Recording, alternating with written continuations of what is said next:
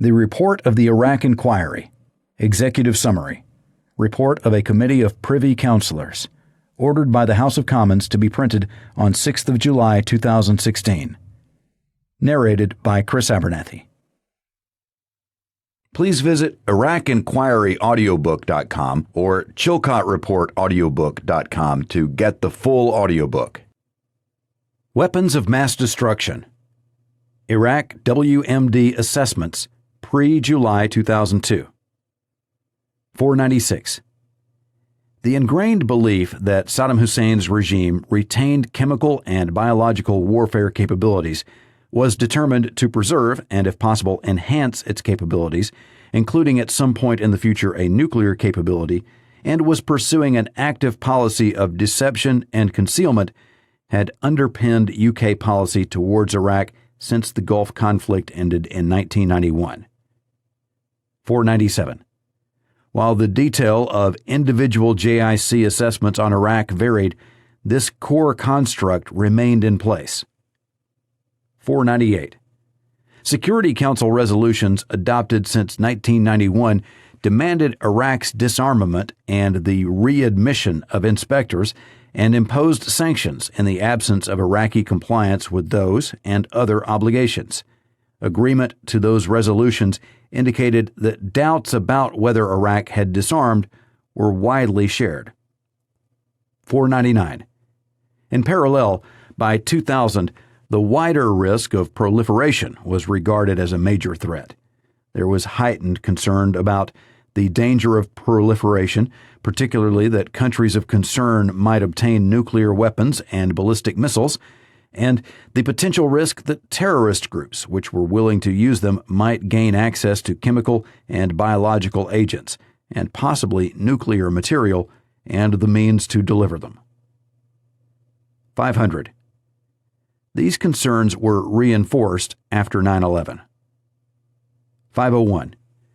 The view conveyed in JIC assessments between December 2000 and March 2002 was that despite the considerable achievements of UNSCOM and the IAEA between 1991 and December 1998, including dismantling Iraq's nuclear program, the inspectors had been unable to account for some of the ballistic missiles and chemical and biological weapons and material produced by Iraq, and that it had not totally destroyed all its stockpile of chemical and biological weapons, retained up to 360 tons of chemical agents and precursor chemicals and growth media which would allow it to produce more chemical and biological agents, hidden a small number of long-range Al-Hussein ballistic missiles, and retained the knowledge, documentation, and personnel which would allow it to reconstitute its chemical, biological, nuclear, and ballistic missile programs. 502. The JIC also judged that since the departure of the weapons inspectors, Iraq was actively pursuing programs to extend the range of its existing short-range ballistic missiles beyond the permitted range of 150 kilometers, had begun development of a ballistic missile with a range greater than 1,000 kilometers, was capable of resuming undetected production of, quote, significant quantities, end quote, of chemical and biological agents, and in the case of VX, a nerve agent, might have already done so, and was pursuing activities that could be linked to a nuclear program. 503. Iraq's chemical, biological, and ballistic missile programs were seen as a threat to international peace and security in the Middle East region, but Iraq was viewed as a less serious proliferation threat than other key countries of concern, Iran, Libya, and North Korea, which had current nuclear programs. Iraq's nuclear facilities had been dismantled by the weapons inspectors. The JIC judged that Iraq would be unable to obtain a nuclear weapon while sanctions remained effective. 504. The JIC continued to judge that cooperation between Iraq and al-Qaeda was unlikely, and that there was no, quote, credible evidence of Iraqi transfers of WMD-related technology and expertise to terrorist groups, end quote. 505. In mid-February 2002, in preparation for Mr. Blair's planned meeting with President Bush in early April 2002, Number 10 commissioned the preparation of a paper to inform the public about the dangers of nuclear proliferation and WMD more generally in 4 key countries of concern: North Korea, Iran, Libya, and Iraq. 506. When the preparation of this document became public knowledge, it was perceived to be intended to underpin a decision on military action against Iraq. The content and timing became a sensitive issue. 507.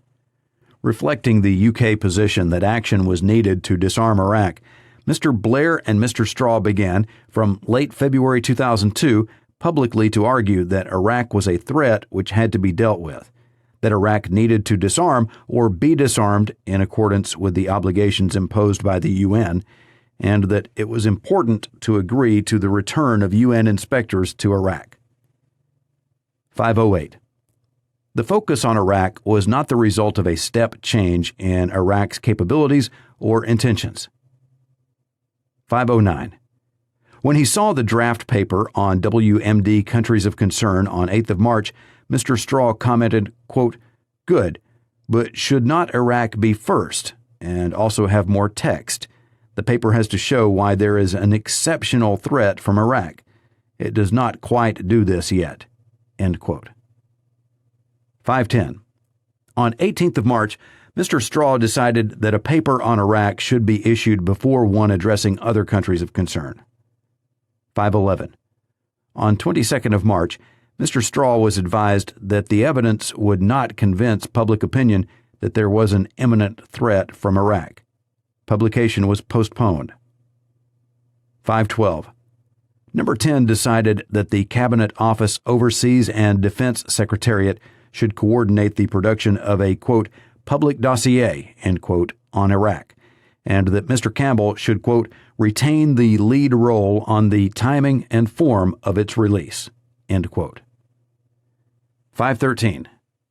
The statements prepared for and used by the UK government in public from late 2001 onwards about Iraq's proscribed activities and the potential threat they posed were understandably written in more direct and less nuanced language than the JIC assessments on which they drew.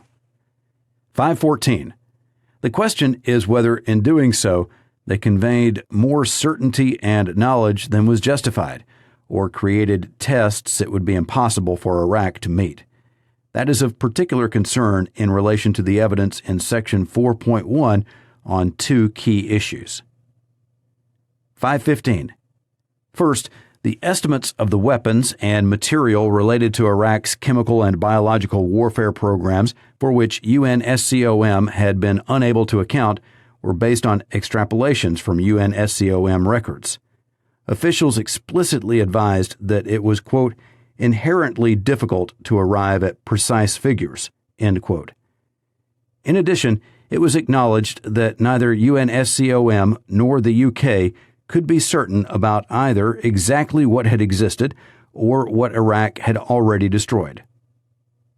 516. The revised estimates announced by Mr. Straw on 2nd of May were increasingly presented in government statements as the benchmark against which Iraq should be judged. 517. Second, the expert MOD examination of issues in late March 2002 exposed the difficulties Iraq would have to overcome before it could acquire a nuclear weapon. That included the difficulty of acquiring suitable fissile material from the, quote, black market, end quote. 518. In addition, the tendency to refer in public only to Iraq's, quote, weapons of mass destruction, end quote, without addressing their nature, the type of warhead, and whether they were battlefield or strategic weapons systems, or how they might be used as a last resort against invading military forces or as a weapon of terror to threaten civilian populations in other countries, was likely to have created the impression that Iraq posed a greater threat than the detailed JIC assessments would have supported. Iraq WMD Assessments, July to September 2002. 519. From late February 2002, the UK government position was that Iraq was a threat that had to be dealt with, that Iraq needed to disarm in accordance with the obligations imposed by the UN, and that it was important to agree to the return of UN inspectors to Iraq. 520. The urgency and certainty with which the position was stated reflected both the ingrained beliefs already described and the wider context in which the policy was being discussed with the U.S. 521. But it also served to fuel the demand that the government should publish the document it was known to have prepared, setting out the reasons why it was so concerned about Iraq. 522. In the spring and summer of 2002, senior officials and ministers took the view that the Iraq dossier should not be published until the way ahead on the policy was clearer. 523. By late August 2002, the government was troubled by intense speculation about whether a decision had already been taken to use military force. In Mr. Blair's words, the U.S. and UK had been outed as having taken a decision when no such decision had been taken. 524. Mr. Blair's decision on 3rd of September to announce that the dossier would be published was a response to that pressure. 525. The dossier was designed to, quote, make the case, end quote, and secure parliamentary and public support for the government's position that action was urgently required to secure Iraq's disarmament. 526.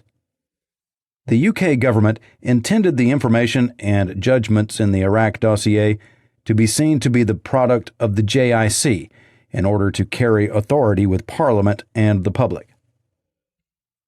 527. The Secret Intelligence Service, SIS, was commissioned by Number 10 on 5th of September to examine whether it had any additional material which could be included. 528. Mr. Scarlett, as chairman of the JIC, was given the responsibility of producing the dossier. 529. The dossier drew on the 9th of September JIC assessment, Iraq Use of Chemical and Biological Weapons, Possible Scenarios, which had been commissioned to address scenarios for Iraq's possible use of chemical and biological weapons in the event of military action, previous JIC assessments, and the subsequent report issued by SIS on 11th of September. 530. The SIS report should have been shown to the relevant experts in the Defense Intelligence Staff, DIS, who could have advised their senior managers and the assessments staff. 531. Expert officials in DIS questioned the certainty with which some of the judgments in the dossier were expressed. Some of their questions were discussed during the preparation of the dossier. The text was agreed by Air Marshal Joe French, Chief of Defense Intelligence, at the JIC meeting on 19th of September. 532.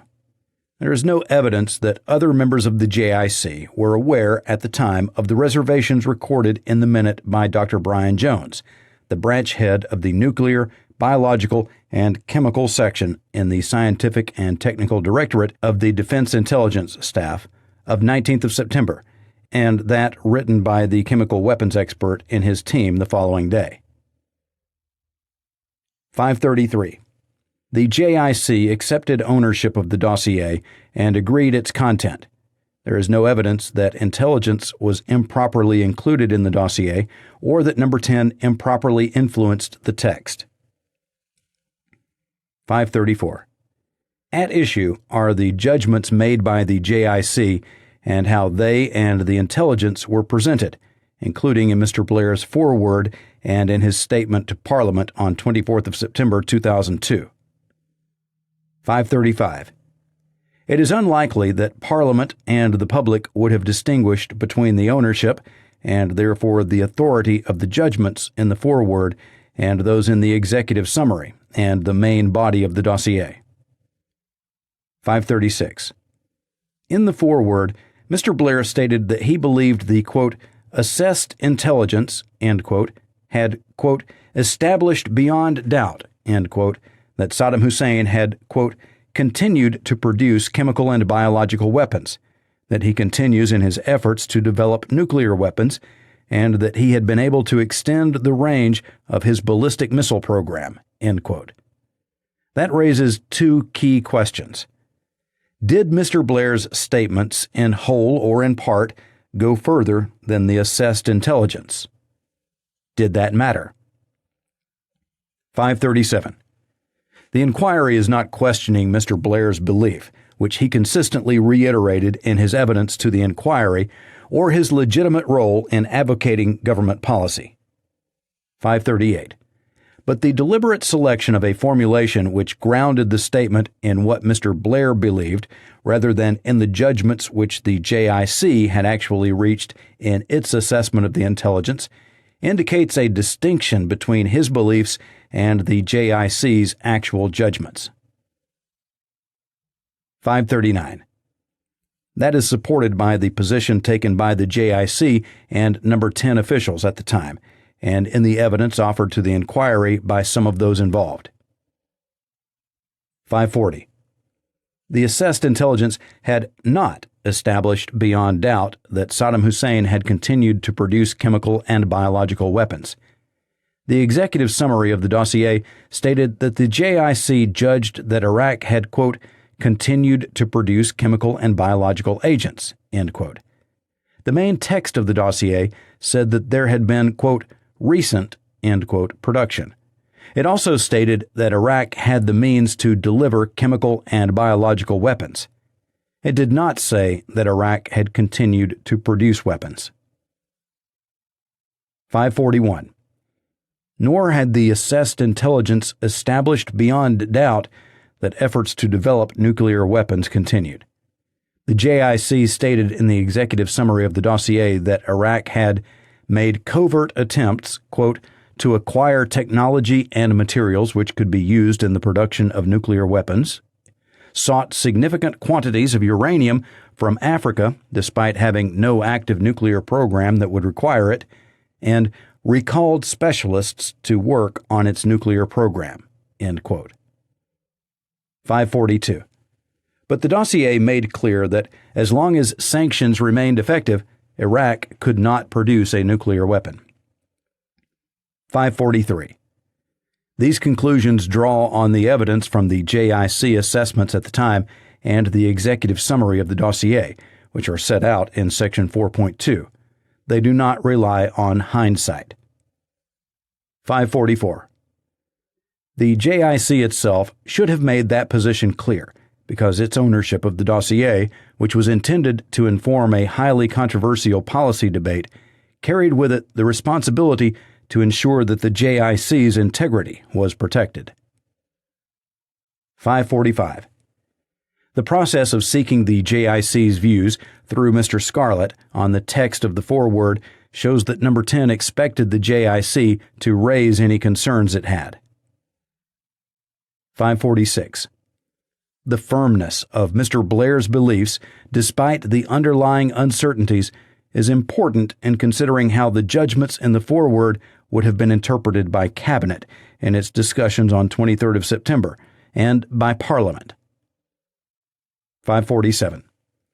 In his statement to Parliament on 24th of September and in his answers to subsequent questions, Mr. Blair presented Iraq's past, current, and potential future capabilities as evidence of the severity of the potential threat from Iraq's weapons of mass destruction, and that at some point in the future, that threat would become a reality. 548.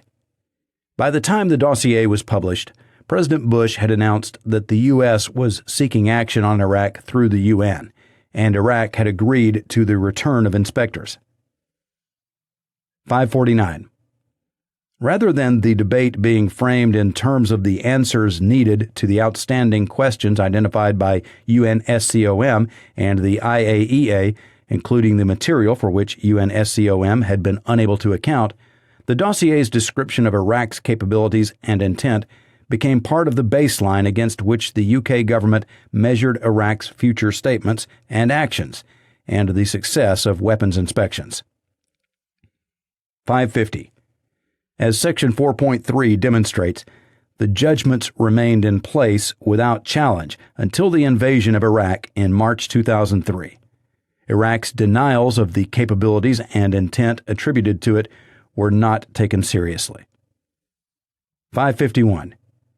As the flaws in the construct and the intelligence were exposed after the conflict, the dossier and subsequent statements to Parliament also became the baseline against which the government's good faith and credibility were judged. Iraq WMD assessments, October 2002 to March 2003. 552. From October 2002 onwards, the JIC focused on two main themes: Iraq's attitude to the return of the inspectors, and, from 8th of November, its compliance with the specific obligations imposed by Resolution 1441, and Iraq's options, diplomatic and military, including the possible use of chemical and biological weapons and ballistic missiles against coalition forces or countries in the region in either preemptive attacks or in response to a military attack. 553. In its assessment of 18th of December, the JIC made the judgments in the UK government September dossier part of the test for Iraq. 554. The judgments about Iraq's capabilities and intentions relied heavily on Iraq's past behavior being a reliable indicator of its current and future actions. 555. There was no consideration of whether, faced with the prospect of a U.S.-led invasion, Saddam Hussein had taken a different position. 556. The absence of evidence of prescribed programs and materials relating to the production or delivery of chemical, biological, or nuclear weapons was attributed to Iraq's ability to conceal its activities and deceive the inspectors, and the difficulties which it had been anticipated the inspectors would encounter. 557. The JIC assessment of 11th of October 2002 stated that a good intelligence flow from inside Iraq supporting tougher inspections would be, quote, central to success, end quote. 558.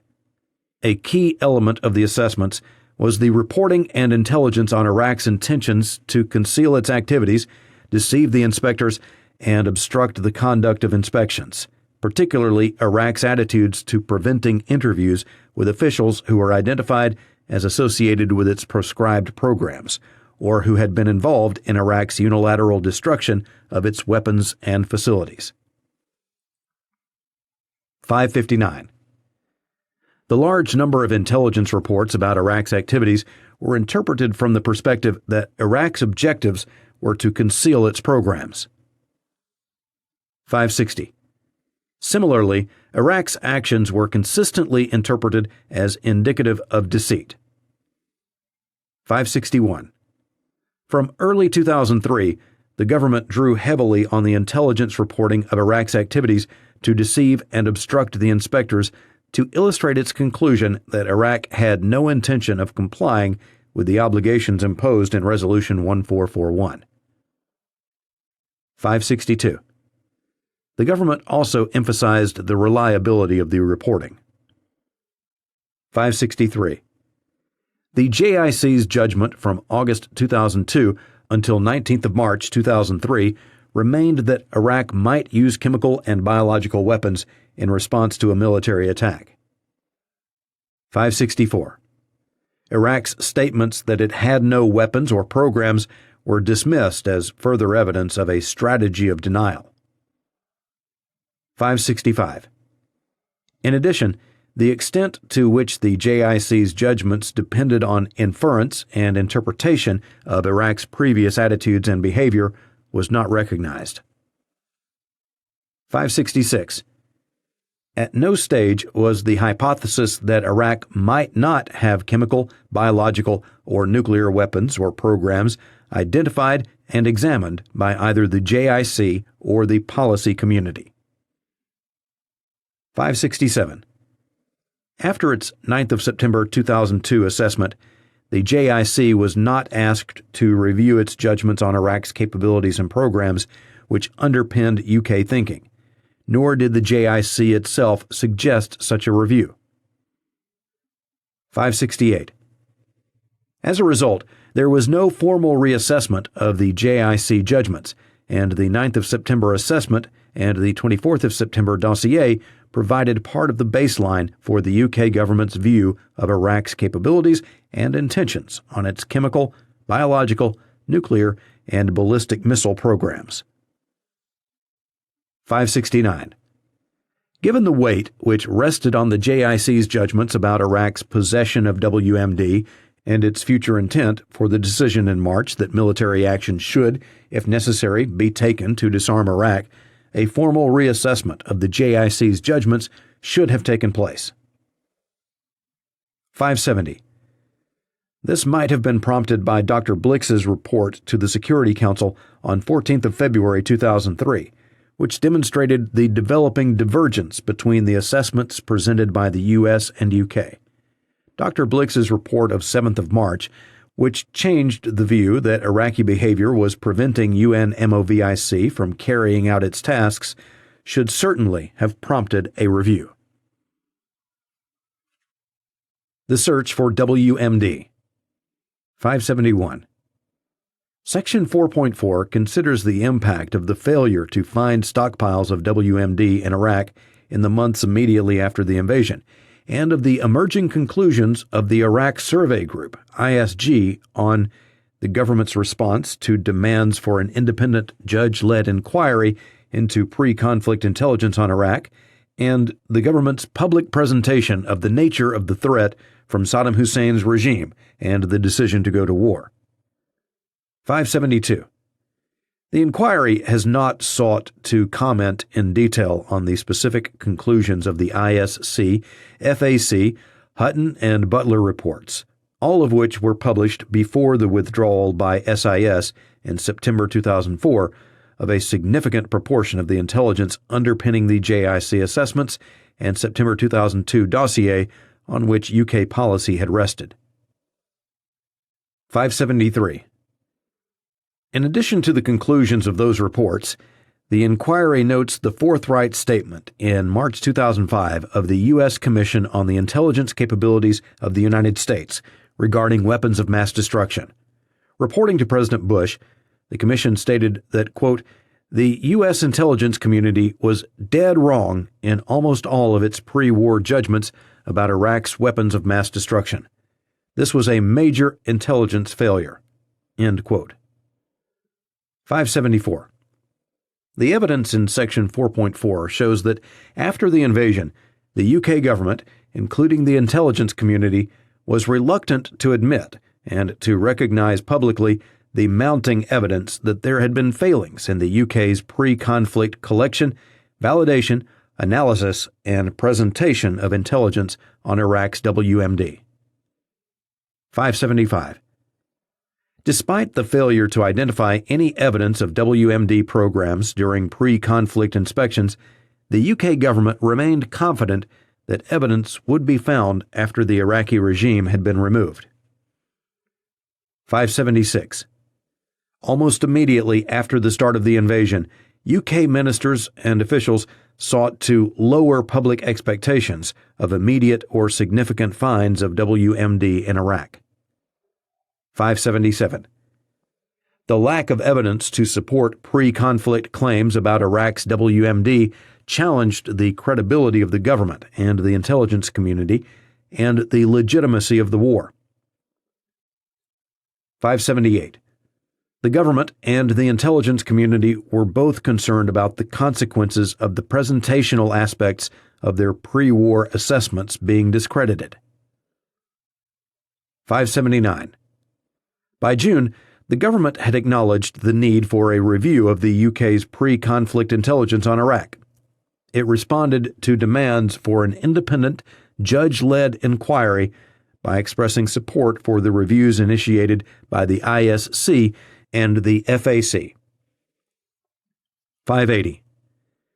The announcement of the Hutton inquiry into the circumstances surrounding the death of Dr. David Kelly on 18th of July reinforced the government's position that additional reviews were not needed. 581. The government maintained that position until January 2004, backed by 3 votes in the House of Commons on 4th of June, 15th of July, and 22nd of October 2003, rejecting a succession of opposition motions calling for an independent inquiry into the use of pre-war intelligence. 582. Mr. Blair's initial response to growing criticism of the failure to find WMD was to counsel patience. 583. After the publication of the ISG interim report, the government's focus shifted from finding stockpiles of weapons to emphasizing evidence of the Iraqi regime's strategic intent. 584. Once President Bush made clear his decision to set up an independent inquiry, Mr. Blair's resistance to a public inquiry became untenable. 585. After the announcement of the Butler Review, the UK government's focus shifted to the content of the next ISG report, the status report. 586. The government, still concerned about the nature of the public debate on WMD in the UK, sought to ensure that the status report included existing ISG material highlighting the strategic intentions of Saddam Hussein's regime and breaches of Security Council resolutions. 587. Mr. Blair remained concerned about continuing public and parliamentary criticism of the pre-conflict intelligence, the failure to find WMD, and the decision to invade Iraq. After the reports from the Hutton Inquiry, the ISG, and the U.S. Commission, he sought to demonstrate that although, quote, the exact basis for action was not as we thought, end quote, the invasion had still been justified. 588. The ISG's findings were significant, but did not support past statements by the UK and U.S. governments, which had focused on Iraq's current capabilities and an urgent and growing threat. 589. The explanation for military action put forward by Mr. Blair in October 2004 was not the one given before the conflict. Please visit IraqInquiryAudiobook.com or ChilcotReportAudiobook.com to get the full audiobook. Planning for a post-Saddam Hussein Iraq. The failure to plan or prepare for known risks. 590. The information on Iraq available to the UK government before the invasion provided a clear indication of the potential scale of the post-conflict task. 591. It showed that in order to achieve the UK's desired end state, any post-conflict administration would need to restore infrastructure that had deteriorated significantly in the decade since 1991 to the point where it was not capable of meeting the needs of the Iraqi people. Administer a state where the upper echelons of a regime that had been in power since 1968 had been abruptly removed, and in which the capabilities of the wider civil administration, many of whose employees were members of the ruling party, were difficult to assess, and provide security in a country faced with a number of potential threats, including internecine violence, terrorism, and Iranian interference. 592. In December 2002, the MOD described the post-conflict phase of operations as, quote, strategically decisive, end quote.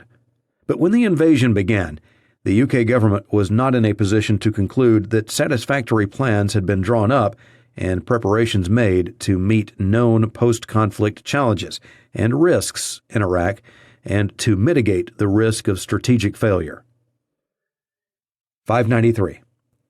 Throughout the planning process, the UK assumed that the U.S. would be responsible for preparing the post-conflict plan, that post-conflict activity would be authorized by the UN Security Council, that agreement would be reached on a significant post-conflict role for the UN, and that international partners would step forward to share the post-conflict burden.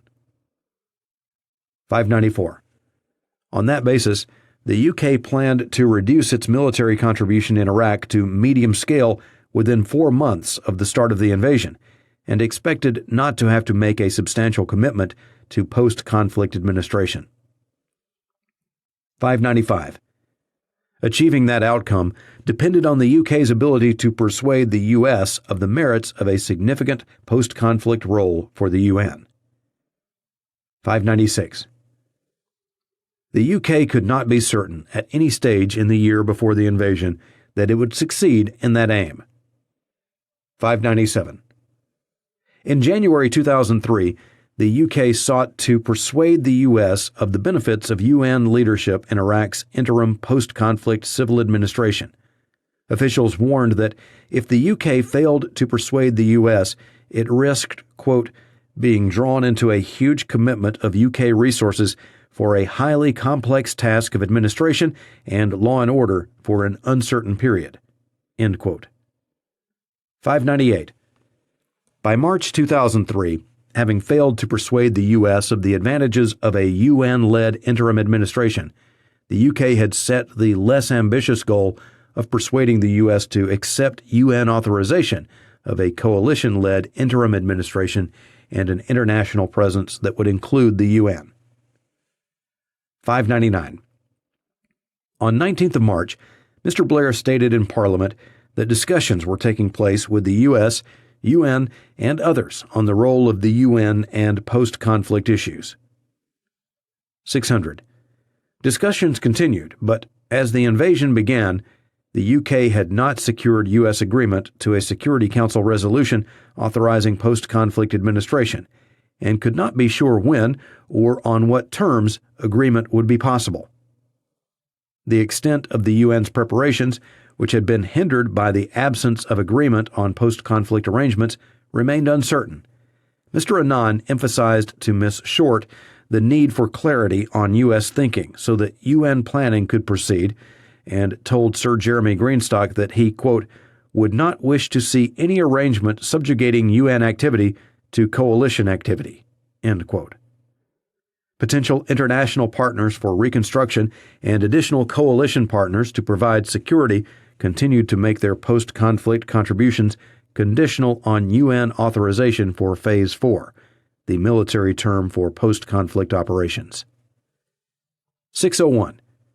Despite being aware of the shortcomings of the U.S. plan, strong U.S. resistance to a leading role for the UN, indications that the UN did not want the administration of Iraq to become its responsibility, and a warning about the tainted image of the UN in Iraq, at no stage did the UK government formally consider other policy options, including the possibility of making participation in military action conditional on a satisfactory plan for the post-conflict period, or how to mitigate the known risk that the UK could find itself drawn into a, quote, huge commitment of UK resources, end quote, for which no contingency preparations had been made.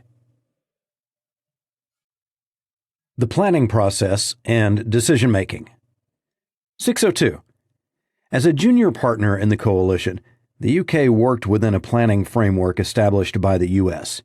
It had limited influence over a process dominated increasingly by the U.S. military. 603. The creation of the Ad Hoc Group on Iraq in September 2002 and the Iraq Planning Unit in February 2003 improved coordination across government at official level, but neither body carried sufficient authority to establish a unified planning process across the four principal departments involved: the FCO, the MOD, DFID, and the Treasury, or between military and civilian planners. 604. Important material, including the DFID reviews of northern and southern Iraq, and significant pieces of analysis, including the series of MOD Strategic Planning Group (SPG) papers on military strategic thinking, were either not shared outside the originating department or, as appears to have been the case with the SPG papers, were not routinely available to all those with a direct interest in the contents. 605. Some risks were identified, but departmental ownership of those risks and responsibility for analysis and mitigation were not clearly established. 606.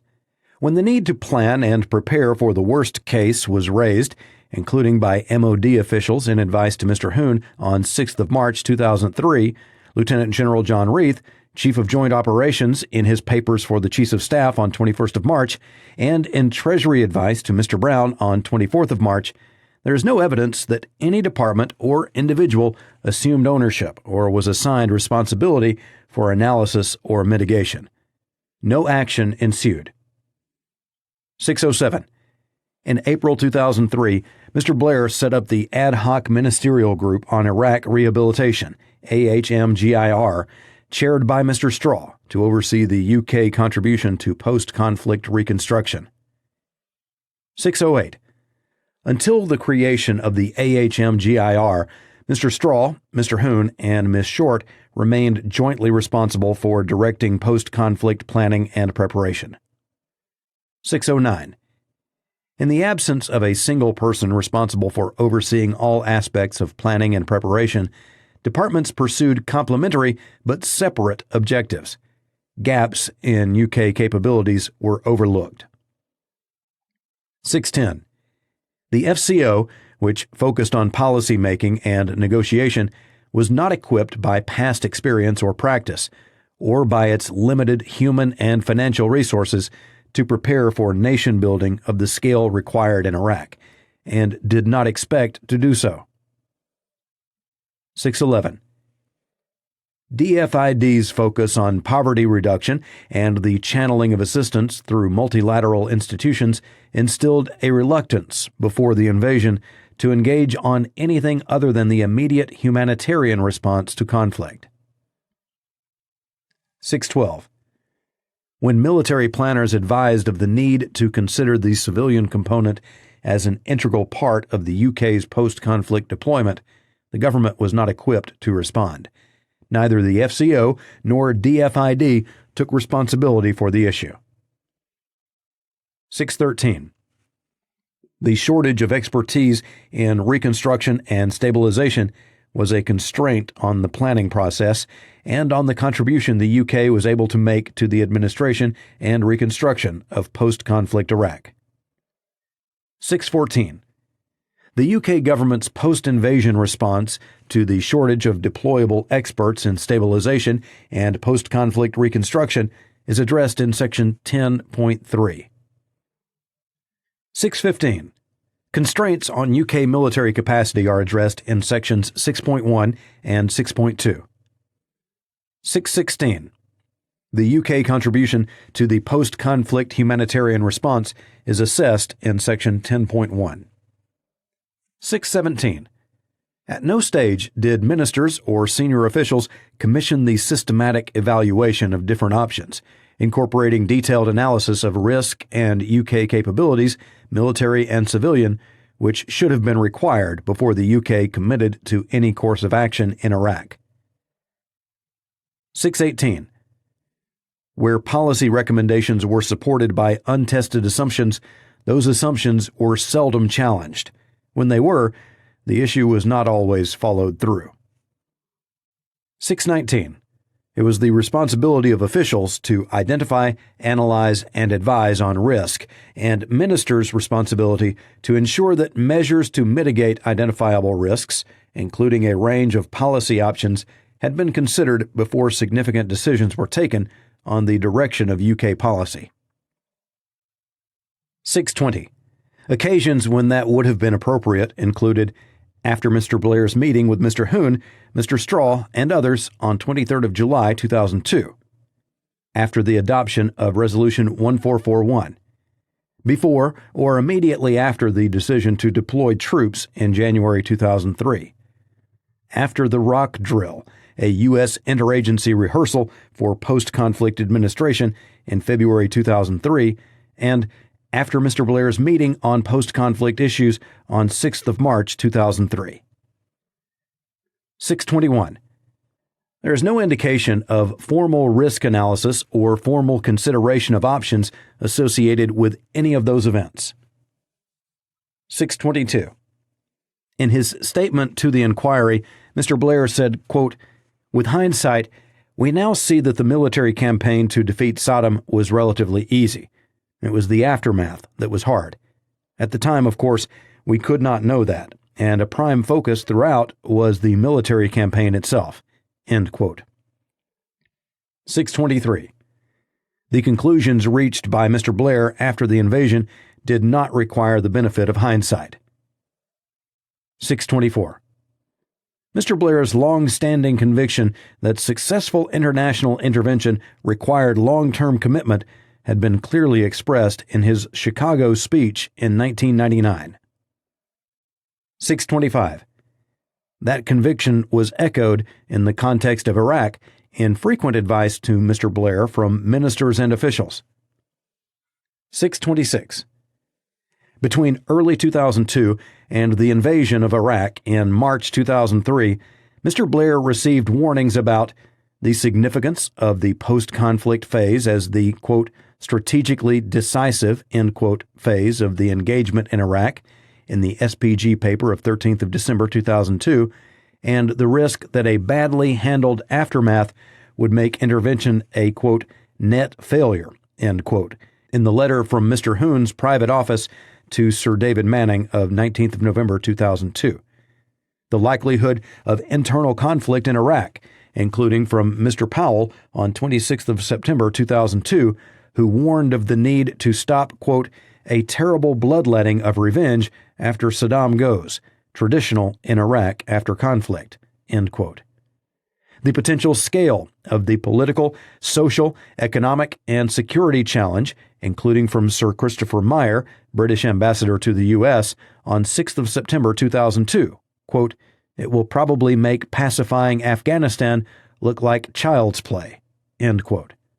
The need for an analysis of whether the benefits of military action outweighed the risk of a protracted and costly nation-building exercise, including from Mr. Straw on 8th of July 2002. The U.S., quote, must also understand that we are serious about our conditions for UK involvement, end quote. The absence of credible U.S. plans for the immediate post-conflict period and the subsequent reconstruction of Iraq, including from the British Embassy, Washington, after the rock drill on 21st and 22nd February 2003. Quote, the interagency rehearsal for Phase 4 exposes the enormous scale of the task. Overall, planning is at a very rudimentary stage, end quote. The need to agree with the U.S. the nature of the UK contribution to those plans, including in the letter from Mr. Hoon's private office to Sir David Manning on 28th of February 2003. It was, quote, absolutely clear, end quote, that the U.S. expected the UK to take leadership of the Southeast sector. The UK was, quote, currently at risk of taking on a very substantial commitment that we will have great difficulty in sustaining beyond the immediate conclusion of the conflict, end quote. And the importance, including the UK overall plan for Phase 4, shown to Mr. Blair on 7th of March 2003 of UN authorization for the military occupation of Iraq, without which there would be no legal cover for certain post-conflict tasks, a UN framework for the administration and reconstruction of Iraq during the transition to Iraqi self-government. 627. Mr. Blair told the Chiefs of Staff on 15th of January 2003 that, quote, the issue was aftermath. The coalition must prevent anarchy and internecine fighting breaking out, end quote. 628. In his evidence to the House of Commons Liaison Committee on 21st of January 2003, Mr. Blair emphasized the importance of the post-conflict phase. Quote, you do not engage in military conflict that may produce regime change unless you are prepared to follow through and work in the aftermath of that regime change to ensure the country is stable and the people are properly looked after, end quote. 629. On 24th of January 2003, Mr. Blair told President Bush that the biggest risk they faced was internecine fighting, and that delay would allow time for working up more coherent post-conflict plans. 630. Yet, when Mr. Blair set out the UK's vision for the future of Iraq in the House of Commons on 18th of March 2003, no assessment had been made of whether that vision was achievable. No agreement had been reached with the U.S. on a workable post-conflict plan, UN authorization had not yet been secured, and there had been no decision on the UN's role in post-conflict Iraq. 631. UK policy rested on the assumption that the U.S. would provide effective leadership of the immediate post-conflict effort in Iraq, the conditions would soon be in place for UK military withdrawal, after a short period of U.S.-led, UN-authorized military occupation, the UN would administer and provide a framework for the reconstruction of post-conflict Iraq. Substantial international support would follow UN authorization, and reconstruction and the political transition to Iraqi rule would proceed in a secure environment. 632. Mr. Blair was already aware that those assumptions concealed significant risks.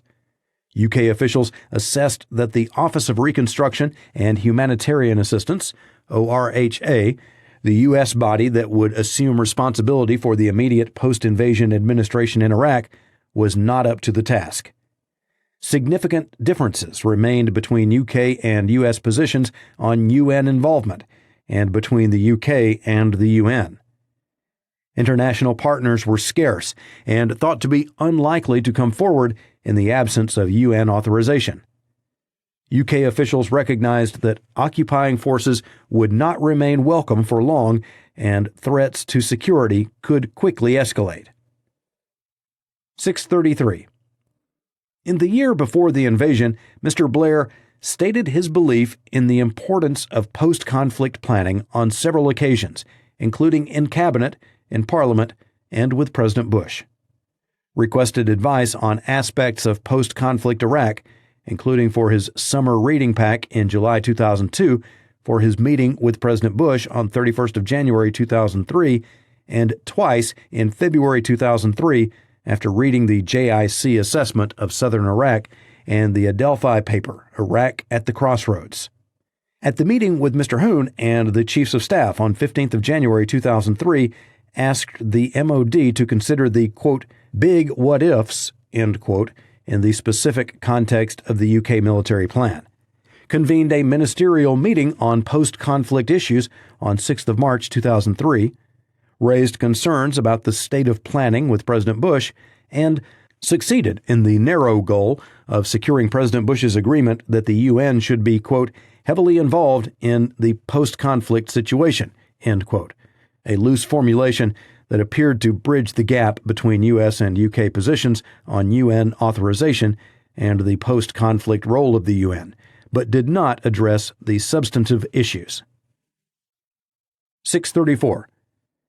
Mr. Blair did not establish clear ministerial oversight of post-conflict strategy, planning, and preparation, ensure that ministers took the decisions needed to prepare a flexible, realistic, and fully resourced plan integrating UK military and civilian contributions, seek adequate assurances that the UK was in a position to meet its likely obligations in Iraq, insist that the UK's strategic objectives for Iraq were tested against anything other than the best case, a well-planned and executed U.S.-led and UN-authorized post-conflict operation in a relatively benign security environment, press President Bush for definitive assurances about U.S. post-conflict plans, or set out clearly to him the strategic risk in underestimating the post-conflict challenge and failing adequately to prepare for the task, or consider or seek advice on whether the absence of a satisfactory plan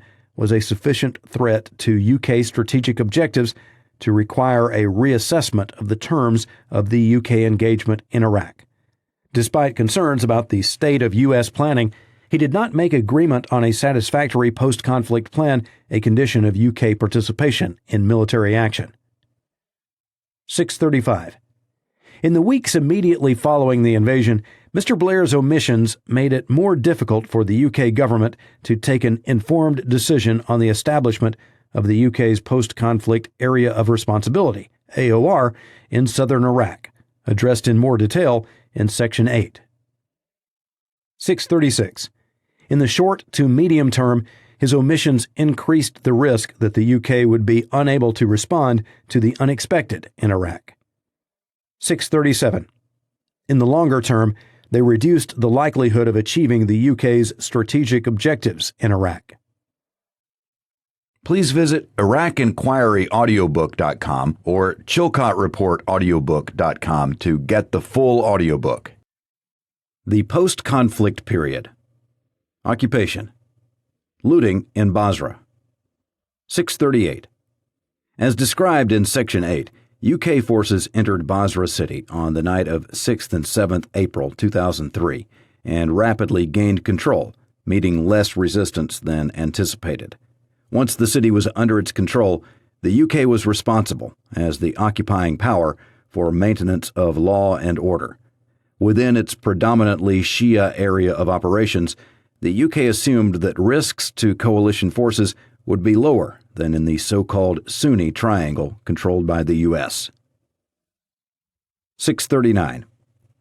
Before the invasion, the JIC and the DIS had each identified that there was a risk of lawlessness breaking out in Iraq, and that it would be important to deal with it swiftly.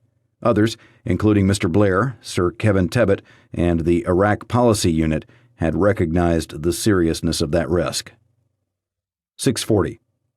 However, the formal authorization for action in Iraq issued by Admiral Boyce on 18th of March contained no instruction on how to establish a safe and secure environment if lawlessness broke out as anticipated.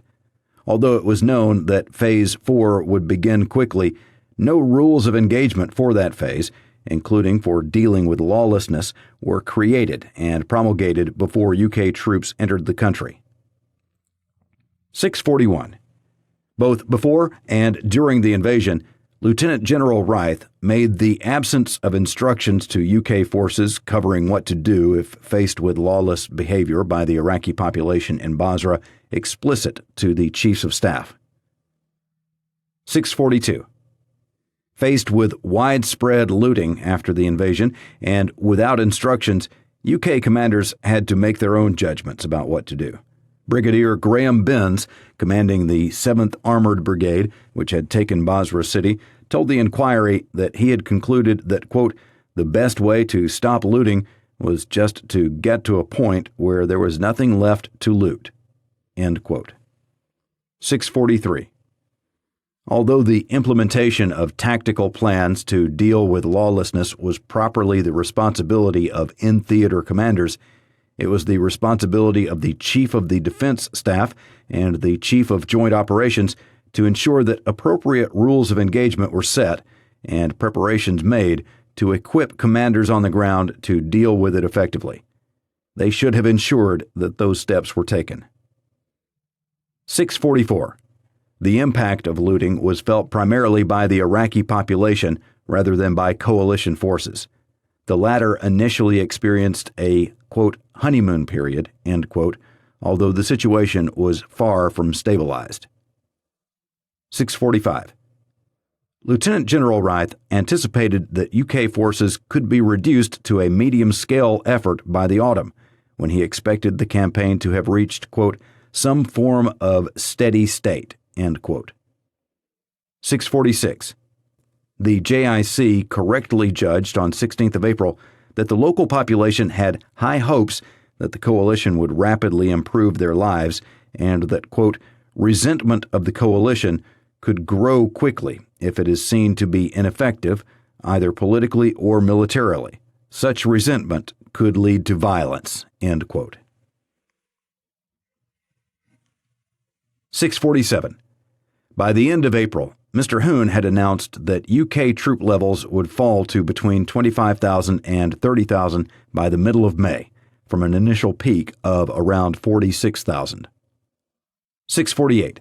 Consequently, by the start of May, there was a clearly articulated expectation of a rapid drawdown of UK forces by the autumn, despite the identified risk that the consent of the local population was built on potentially vulnerable foundations, which could be undermined rapidly and with serious consequences. Looting in Baghdad. 649. In the absence of a functioning Iraqi police force and criminal justice system, and without a clear coalition Phase 4 plan, looting and score settling became a serious problem in Baghdad soon after the regime fell. the looting of ministry buildings and damage to state-owned infrastructure in particular added to the challenges of the occupation.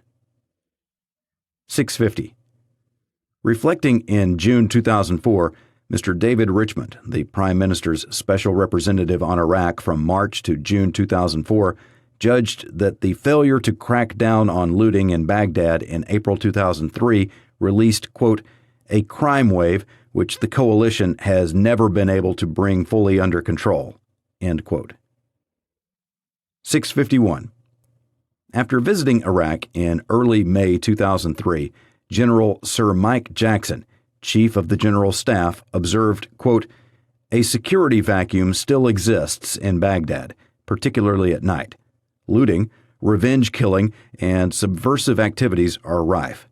Should a bloody and protracted insurgency establish itself in Baghdad, then a ripple effect is likely to occur, end quote. 652. General Jackson recognized that the UK's ability to maintain the consent of the population in the South depended on a stable and secure Baghdad, and advised, quote, the bottom line is that if we choose not to influence Baghdad, we must be confident of the U.S. ability to improve its tactics before tolerance is lost and insurgency sets in, end quote. 653. General Jackson, Major General David Richards, Assistant Chief of the General Staff, and Lieutenant General Sir Anthony Pigott, Deputy Chief of the Defense Staff, Commitments, all offered advice in favor of deploying the UK's 16 Air Assault Brigade to Baghdad to support coalition efforts to retrain Iraqi police officers and get them back on patrol. 654. However, the Chiefs of Staff collectively considered that the benefits of making a contribution to the security of Baghdad were outweighed by the risk that UK troops would be, quote, tied down, end quote, outside the UK's area of responsibility, with adverse impact, and advised on 21st of May against deploying 16th Air Assault Brigade. The Chiefs of Staff did not conclude that the tasks it was proposed that 16th Air Assault Brigade should undertake were unnecessary, but rather that U.S. troops would complete them. UK influence on post-invasion strategy, Resolution 1483. 655. On 21st of March 2003, the day after the start of the invasion, Mr. Powell and Sir David Manning, two of Mr. Blair's closest advisors, offered him advice on how to influence the post-invasion U.S. agenda. Key among their concerns was the need for post-conflict administrative arrangements to have the legitimacy conferred by UN endorsement. Such UK plans for the post-conflict period as had been developed relied on the deployment of an international reconstruction effort to Iraq. Controversy surrounding the launch of the invasion made that challenging to deliver. The absence of UN endorsement would make it close to impossible. 656. Discussion between the U.S. and UK on the content of a new UN Security Council resolution began the same day. Resolution 1483, 2003, was eventually adopted on 22nd of May. 657. U.S. and UK objectives for the resolution were different, and in several substantive respects, the text of Resolution 1483 differed from the UK's preferred position. 658. The UK wanted oil revenues to be controlled by an Iraqi body, or failing that, by the UN or World Bank, in line with the pre-invasion promise to use them exclusively for the benefit of Iraq. Instead, Resolution 1483 placed the power to spend the development fund for Iraq into the hands of the Coalition Provisional Authority, CPA, overseen by a monitoring board. That was in line with U.S. objectives, but did not address UK concerns. 659. The UK considered that an interim Iraqi administration should have real powers and not be subordinate to the CPA. Resolution 1483 said that the CPA would retain its responsibilities until an internationally recognized representative government was established. The text did not go so far as to require an interim administration to report formally to the CPA, as the U.S. wished, but that was, in effect, how the relationship between the CPA and the Governing Council established by Resolution 1483 operated. 660. The UK's policy position was that the UN should take the lead in establishing the interim Iraqi administration. Resolution 1483 gave the UN a role working with the people of Iraq and the CPA, but did not give it the lead. Evidence considered by the inquiry suggests that there was consistent reluctance on the part of the UN to take on such a role, and the UK position was therefore not wholly realistic. 661. Resolution 1483 formally designated the UK and US as joint occupying powers in Iraq. It also set the conditions for the CPA's dominance over post-invasion strategy and policy by handing it control of funding for reconstruction and influence on political development, at least equal to that of the UN. UK influence on the Coalition Provisional Authority. 662.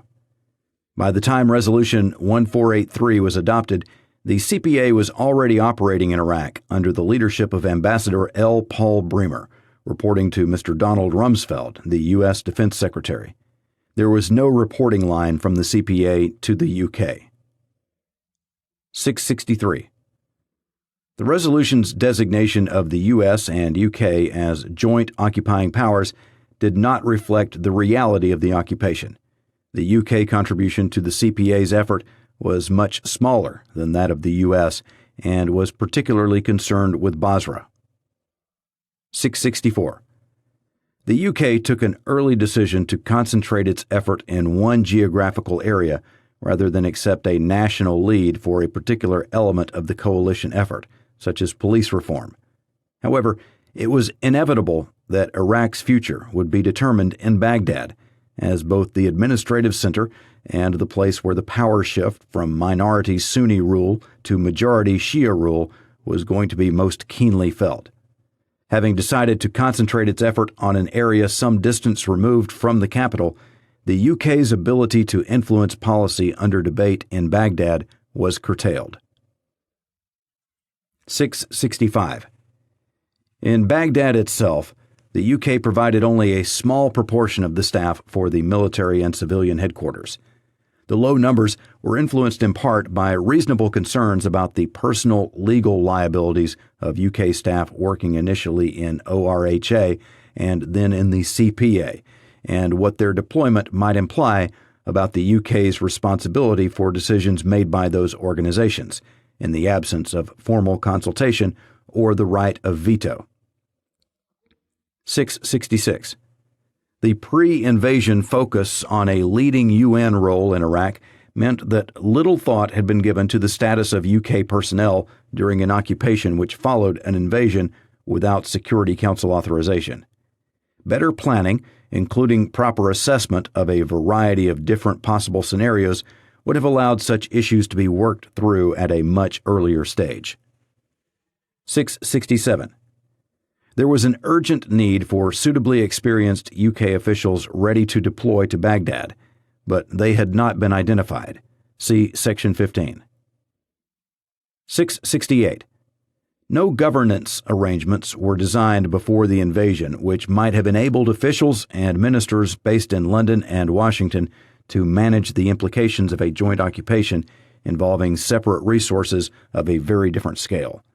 Such arrangements would have provided a means to identify and resolve different perspectives on policy and to facilitate joint decisions. 669. Once the CPA had been established, policy decisions were made largely in Baghdad, where there was also no formal U.S.-UK governance structure. This created a risk described to the inquiry by Sir Michael Wood, FCO legal advisor from 2001 to 2006, as, quote, the UK being held jointly responsible for acts or omissions of the CPA without a right to consult and a right of joint decision, end quote. 670. To manage that risk, the UK proposed a Memorandum of Understanding, MOU, with the U.S. to establish procedures for working together on issues related to the occupation, but it could not be agreed. Having supplied the overwhelming majority of the CPA's resources, the U.S. had little incentive to give the U.K. an influential role in deciding how those resources were to be used, and the U.K. lacked the will and leverage to insist. 671.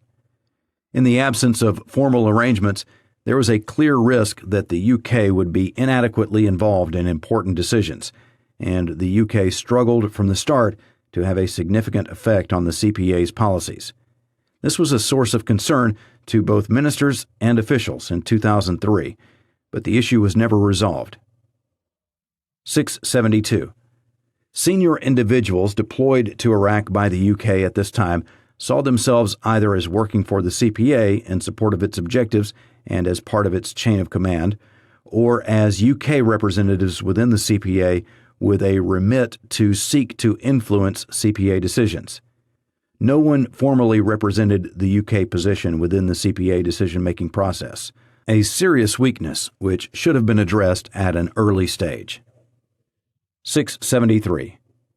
Managing a joint occupation of such size and complexity effectively and coherently required regular formal and informal discussion and clear decision-making at all levels, both between capitals and in-country. Once attempts to agree an MOU had failed, the chances of constructing such mechanisms were slim. 674. In the absence of an MOU with the U.S., the UK's influence in Baghdad depended heavily on the personal impact of successive special representatives and British ambassadors to Iraq and the relationships they were able to build with senior U.S. figures. 675. Some instances of important CPA decisions in which the UK played little or no formal part were the decision to issue CPA Order No. 2, which dissolved or disbanded a number of military and other security entities that had operated as part of Saddam Hussein's regime, including the armed forces, see Section 12. This was raised informally by Ambassador Bremer in his first meeting with Mr. John Sars, Mr. Blair's special representative on Iraq, who, unbriefed, did not at that point take a contrary position. The concept of creating a new army had also been raised by Mr. Walt Slocum, CPA Senior Advisor on National Security and Defense, in discussion with Mr. Hoon. Dissolution was a key decision which was to have a significant effect on the alienation of the Sunni community and the development of an insurgency in Iraq, and the terms and timing of this important order should have been approved by both Washington and London. Decisions on how to spend the development fund for Iraq, which Resolution 1483 gave the CPA the power to make. CPA Regulation No. 2 subsequently vested Ambassador Bremer with control of the fund, effectively placing it under U.S. control. This exacerbated concerns about the under-resourcing of CPA South, as expressed in Mr. Straw's letter to Mr. Blair of 5th of June 2003, see Section 10.1. The creation of the Iraqi Central Bank as an independent body in July 2003, see Sections 9.2 and 10.1. This came as a surprise to the UK, despite the close involvement of officials from the Treasury in arrangements for Iraq's new currency and budget. The creation of a new Iraqi Central Criminal Court, see Section 9.2, the announcement of which UK officials could not delay for long enough to enable the Attorney General to give his view on its legality under the terms of Resolution 1483. Production of the CPA's Vision for Iraq and Achieving the Vision, see Section 9.2 and 10.1. Mr. Sars alerted the FCO to the first document on 6th of July when it was already at an advanced stage of drafting, and by 18th of July it had been signed off by the Pentagon. No formal UK approval was sought for a document which intended to provide strategic direction to the coalition's non-military effort in Iraq. 676. UK involvement in CPA decisions about the scope and implementation of de-Baathification policy is considered in Section 11.2. 677. In some areas, the UK was able to affect CPA policy through the influence that Mr. Sars or his successor, Sir Jeremy Greenstock, exerted on senior U.S. officials. Both used their diplomatic experience to build connections with Iraqi politicians and contribute to the political development of Iraq. Instances of UK influence included Mr. Sars' involvement in the plans for an interim Iraqi administration, in respect of which he considered that, quote, much of the thinking is ours, end quote. Sir Jeremy Greenstock's, quote, 2 chickens, 2 eggs, end quote, plan, which overcame political stalemate between the CPA and Grand Ayatollah al-Sistani on how the new Iraqi constitution should be created. The plan led to the 15th of November agreement, which set the timetable for transfer of sovereignty to a transitional administration by 30th of June 2004. Ensuring that negotiations on the content of the transitional administrative law reached a successful conclusion. Sir Jeremy Greenstock told the inquiry that he had prevented the Kurdish delegation from leaving, quote, which Bremer wasn't aware of, end quote. The level of female representation in Iraq's new political structures, including the 25% goal for members of the National Assembly set by the Transitional Administrative Law, which the UK pursued with some success. 678. In the absence of decision-making arrangements in which the UK had a formal role, too much reliance was placed on communication between Mr. Blair and President Bush, one of the very small number of ways of influencing U.S. policy. Some issues were addressed by this route. For instance, using his regular conversations with President Bush, Mr. Blair was able, with some success, to urge caution in relation to the U.S. operation in Fallujah in April 2004. 679. But the channel of communication between Prime Minister and President should be reserved for the most strategic and most intractable issues. It is not the right mechanism for day-to-day policy-making or an effective way of making tactical decisions. 680. It is impossible to say whether a greater and more formal UK input to CPA decisions would have led to better outcomes. But it is clear that the UK's ability to influence decisions made by the CPA was not commensurate with its responsibilities as joint occupying power. A decline in security. 681. From early June 2003 and throughout the summer, there were signs that security in both Baghdad and the south was deteriorating. The MOD's SPG warned that, quote, more organized opposition to the coalition may be emerging, end quote, as discontent about the coalition's failure to deliver a secure environment began to grow in the Iraqi population. 682. The extent of the decline in Baghdad and central Iraq overshadowed the decline in Multinational Division, Southeast, MND, SE. Food shortages and the failure of essential services such as the supply of electricity and water, plus lack of progress in the political process, however, began to erode the relationship between UK forces and the local population. The deterioration was exemplified by attacks on UK forces in Majar al-Kabir in Maysan province on 22nd and 24th of June. 683. As the summer wore on, authoritative sources in the UK, such as the JIC, began to identify issues with the potential to escalate into conflict and to recognize the likelihood that extremist groups would become more coordinated. The constraint imposed on reconstruction activities by the lack of security began to be apparent. Mr. Sars and Sir David Manning expressed concern about whether the UK had sufficient troops deployed in MND-SE and about the permeability of Maysan's substantial border with Iran. 684. From early July, security was seen in Whitehall as the key concern and was raised by Mr. Blair with President Bush. 685. A circular analysis began to develop in which progress on reconstruction required security to be improved, and improved security required the consent generated by reconstruction activity.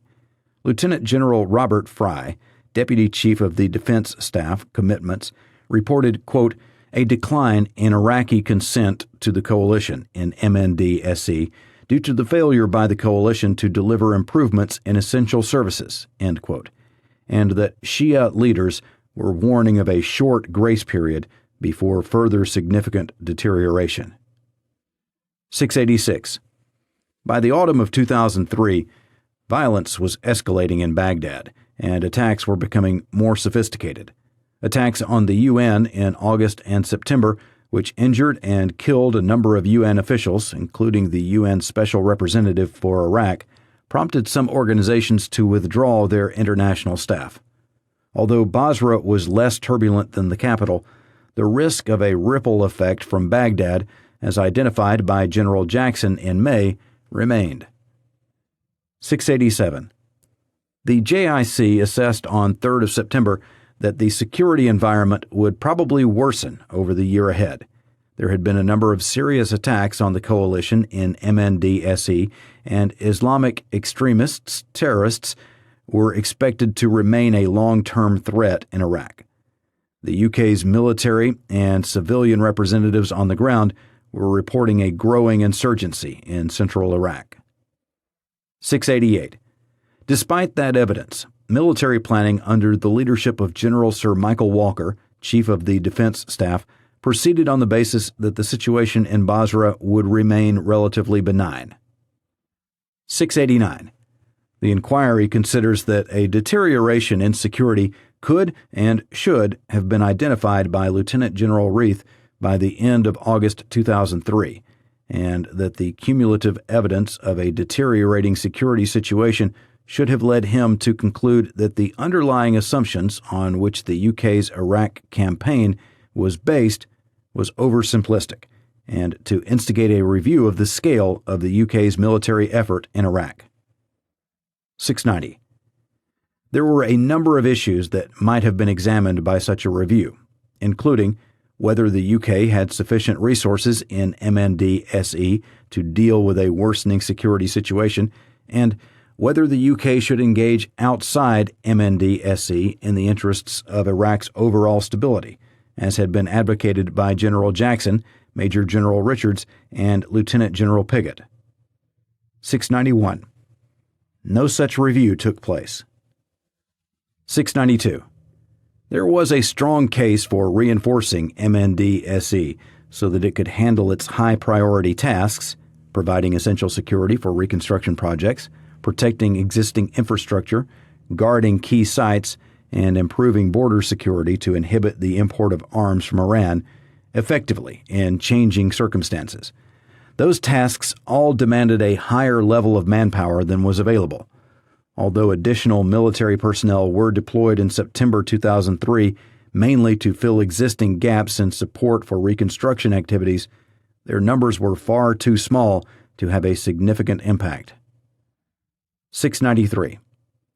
The failure to consider the option of reinforcement at this time was a serious omission, and Lieutenant General Reith and General Walker should have ensured that UK force levels in MND-SE were formally reconsidered in autumn 2003, or at the latest by the end of the year.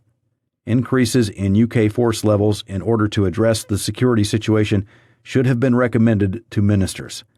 Any opportunity to regain the initiative and preempt further deterioration in the security situation was lost. 694.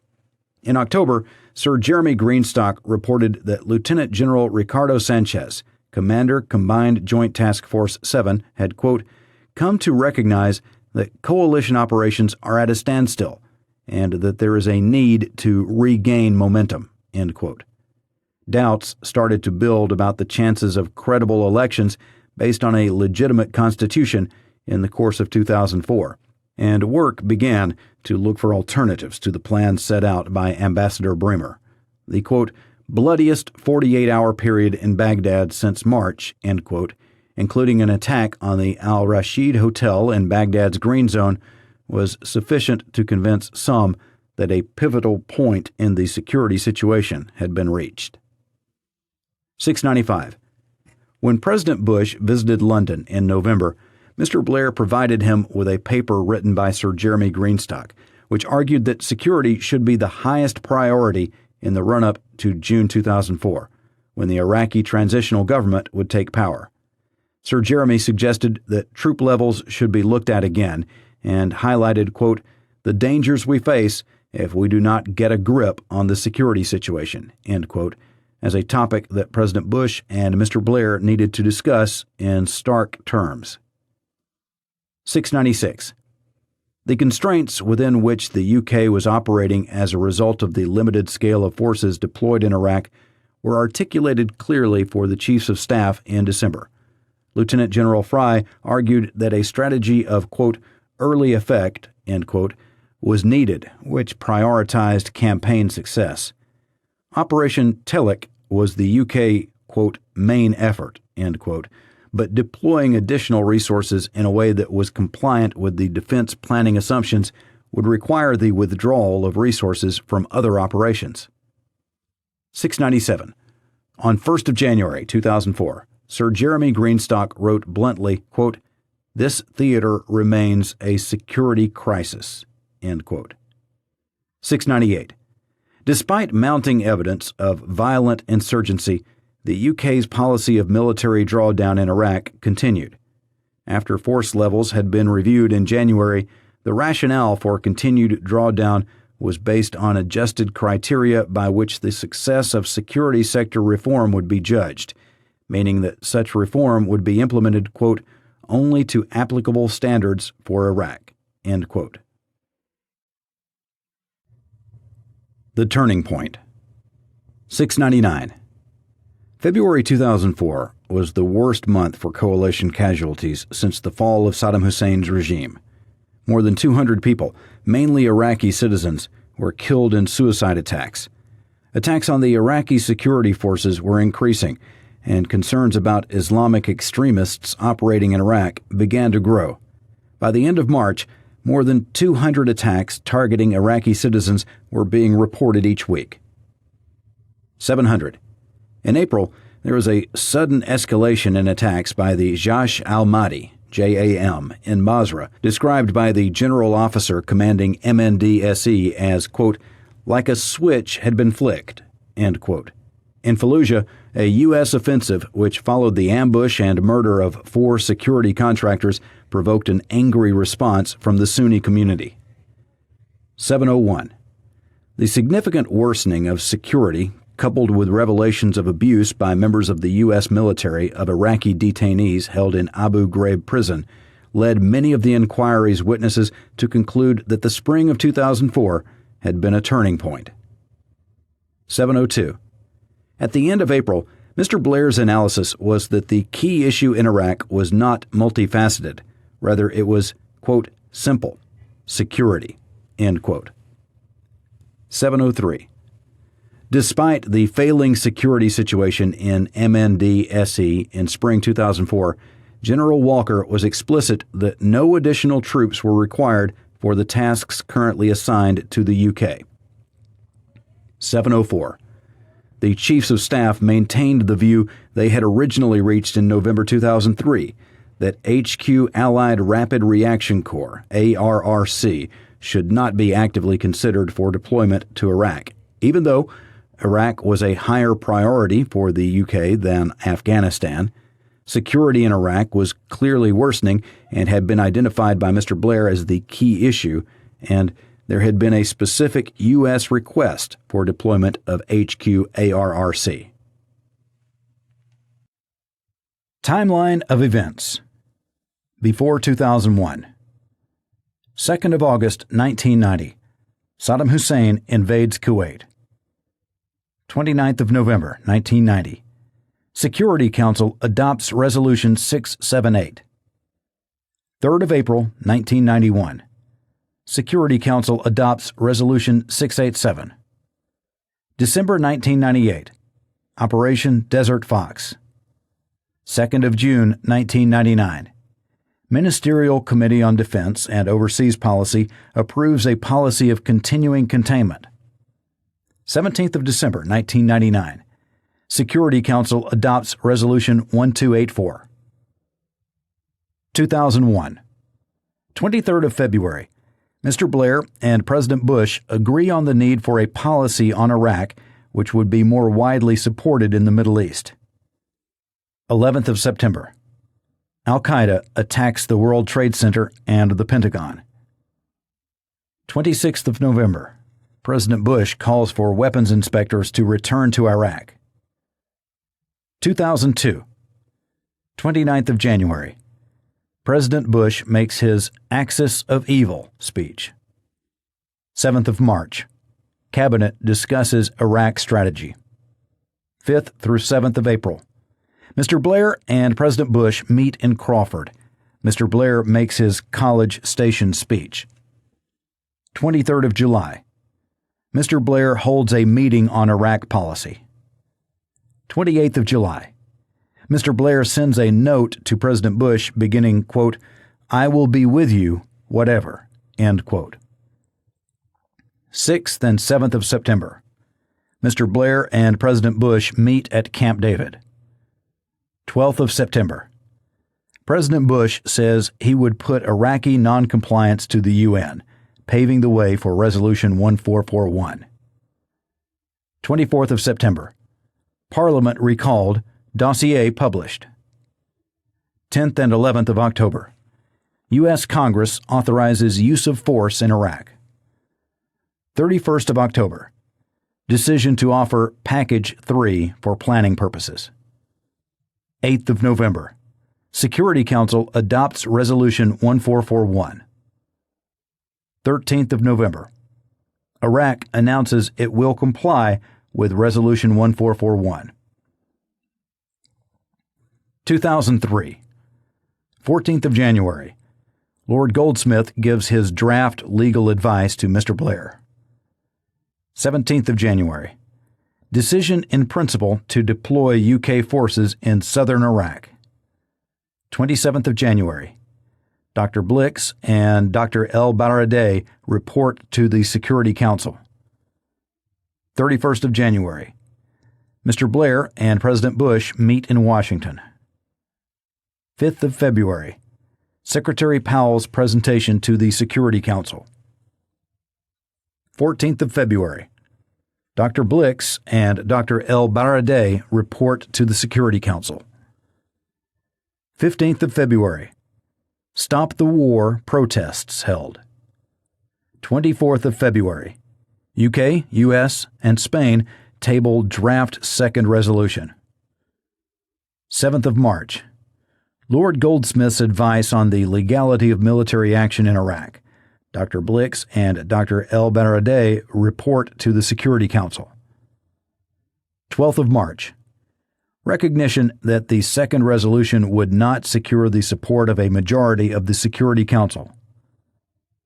13th of March. Lord Goldsmith reaches his better view that invasion is legal. 16th of March. Azores Summit. 17th of March. Last cabinet meeting before the invasion agrees Parliament should be asked to endorse the use of military action against Iraq. 18th of March. Parliamentary debate and vote on Iraq. Night of 19th and 20th of March. Invasion of Iraq begins. 7th of April. UK troops enter Basra. 16th of April. General Franks issues his freedom message to the Iraqi people. 1st of May. President Bush declares mission accomplished. 16th of May. Coalition Provisional Authority Order No. 1, de-Baathification of Iraqi society. 22nd of May. Security Council adopts Resolution 1483. 23rd of May. Coalition Provisional Authority Order No. 2 dissolves some Iraqi military and security structures. 13th of July. Inauguration of the Governing Council. 19th of August. Bomb attack on UN HQ at the Canal Hotel in Baghdad. 23rd and 24th of October. Madrid Donors Conference. 15th of November. Timetable for creation of a transitional Iraqi administration announced. 13th of December. Capture of Saddam Hussein by U.S. forces. 2004. 1st of March. Transitional administrative law agreed. 31st of March. Ambush of 4 U.S. security contractors sparks unrest in Fallujah. Late April. Photos of prisoner abuse at Abu Ghraib published. 8th of June. Security Council adopts Resolution 1546. 28th of June. End of occupation. Inauguration of Iraqi interim government. Prime Minister Alawi. 29th of June. Mr. Blair announces HQARRC will deploy to Afghanistan. 2005. 30th of January. Elections to the Transitional National Assembly. 3rd of May. Iraqi transitional government takes power. Prime Minister Jaffrey. 21st of July. Decision to deploy provincial reconstruction team and military support to Helmand Province, Afghanistan. 15th of October. Referendum on the Iraqi Constitution. 19th of October. U.S. announces new Clear, Hold, Build strategy for Iraq. 15th of December. Parliamentary elections in Iraq. 2006. 26th of January. Cabinet approves deployment to Helmand Province. April to June. Formation of Maliki government. 1st of May. UK forces become responsible for Helmand. 28th of September. Op Sinbad begins in Basra. End October. Majority of UK civilian staff withdrawn from the Basra Palace site. 2007. 10th of January. President Bush announces the U.S. surge. 27th of June. Mr. Blair leaves office. Mr. Brown becomes Prime Minister. 13th of August. Start of reduction of Jaish al-Mahdi violence against UK forces. 2nd and 3rd of September. UK forces leave the Basra Palace site. 16th of December. Basra transitions to provincial Iraqi control. 2008. 25th of March. Start of Prime Minister Maliki's Charge of the Knights. 18th of December. Mr. Brown announces plans to withdraw the majority of UK troops. 2009 onwards. 30th of April 2009. Completion of the main UK military mission in Iraq. 15th of October 2009. UK-Iraq Training and Maritime Support Agreement ratified. 22nd of May 2011. Departure of the last UK naval training team from Iraq. Please visit IraqInquiryAudiobook.com or ChilcotReportAudiobook.com to get the full audiobook. An Our Hidden History audiobook. Please visit OurHiddenHistory.org. This has been the Report of the Iraq Inquiry, Executive Summary, Report of a Committee of Privy Councillors, ordered by the House of Commons to be printed on 6th of July 2016. Narrated by Chris Abernathy. Copyright Crown Copyright 2016.